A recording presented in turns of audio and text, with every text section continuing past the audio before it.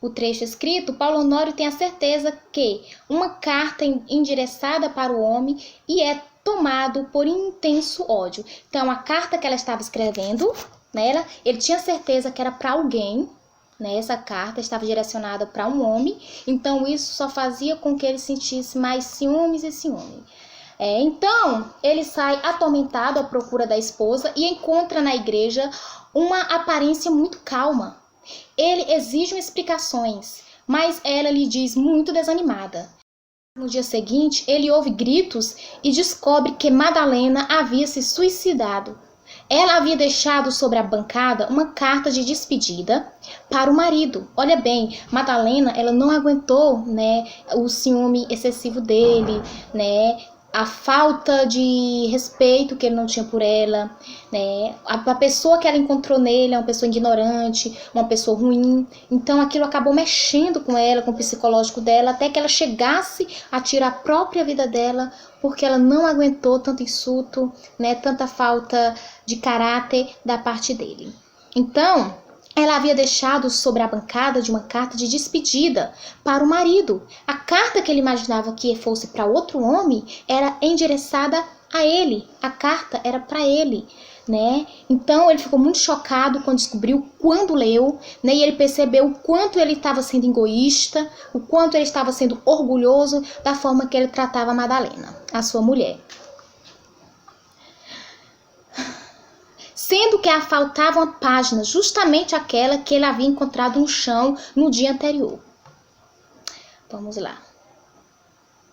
Por fim, em meio à solidão e somente com a companhia de Cassimiro Lopes, seu grande amigo, e seu cachorro, Paulo Honório escreve sua narrativa. Amargurado pelo passado, toma consciência da desumanização porque passou enfrentando a dureza do sertão.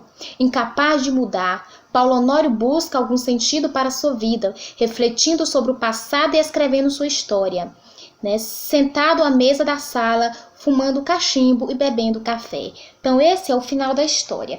Pode ver que ele teve uma vida totalmente ruim, a sua vida foi realmente uma destruição, porque ele estava imaginando coisas que não era verdade. Ele estava vendo coisas que não era verdade, tudo por causa dos ciúmes, da forma que ele é, da personalidade que ele tinha, não somente por fora, mas também por dentro.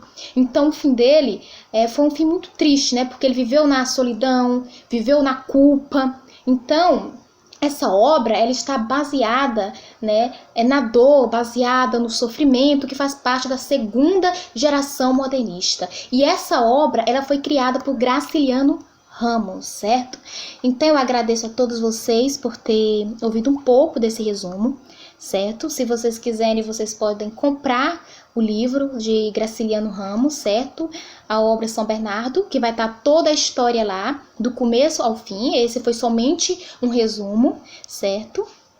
E é isso que eu achei interessante nessa obra, né? Porque apesar de ele ter conquistado tudo, né, de uma forma assim, de uma forma desonesta, né? Não foi uma forma honesta, né? E que tudo naquele tempo era muito sofrimento, era muita dor, né? Então ele queria conquistar tudo, não importasse como, mas ele só queria conquistar, ele queria ter, certo? Então ele conseguiu tudo, conseguiu a fazenda que ele quis, a fazenda de São Bernardo, ele conseguiu muito dinheiro, ele conseguiu o investimento e tudo. Só que com o tempo, né, ele começou a ficar sozinho, a mulher dele se matou, tirou a sua própria vida, se suicidou, né? Então ele começou a viver na solidão, né? As pessoas começaram a ir embora, algumas delas, né, começaram a deixá-lo sozinho.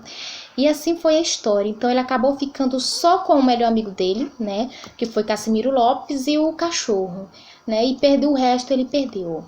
Então essa história está baseada no sofrimento, baseada na dor, certo, na angústia, na culpa, certo? Então isso foi um pouquinho do resumo da história de São Bernardo. Eu espero que todos vocês tenham gostado e que da próxima vez eu possa falar sobre, relacionar outras obras sobre Graciliano Ramos. Muito obrigado.